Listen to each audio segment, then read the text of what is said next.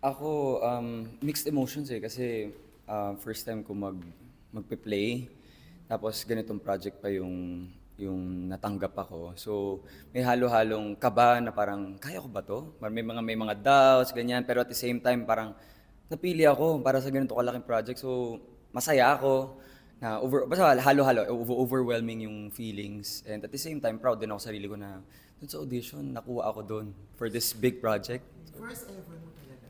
Yes, first. Wow. First. Gaano ka-nervyos and ka-excited at the same time? Sobrang nervyos na last year pa lang, nakuha ko yung script. Ang una kong ginawa, i-memorize na lahat ng linya.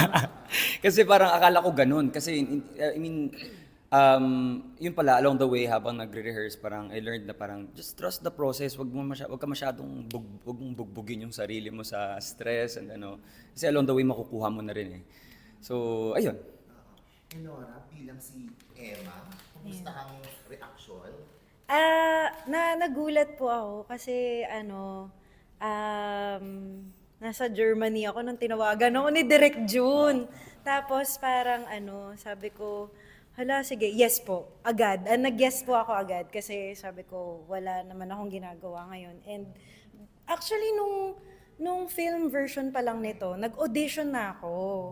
So, sadly, hindi ako nakuha nun. But this time, sana magampanan ko ng maayos si Emma. So, yun. Exciting and happy kasi sobrang masaya katrabaho everyone with Idea First. So, Parang after 10 years, nilaan talaga yung role para sa'yo. ayun. At baka naghanda rin na ako. Charot Universe, ready na ako. Ganon. Correct. Ross, ikaw. Ako, nung tinawagan ako for this role, nag-audition din ako, sa recent auditions for Anino. Tsaka yung dati pa. Yung dati mukha akong 16 noon.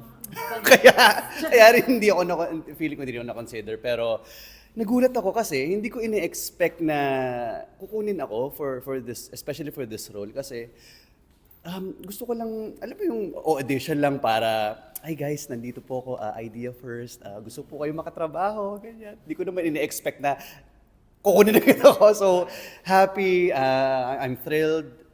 Tsaka, it's a challenge also. So,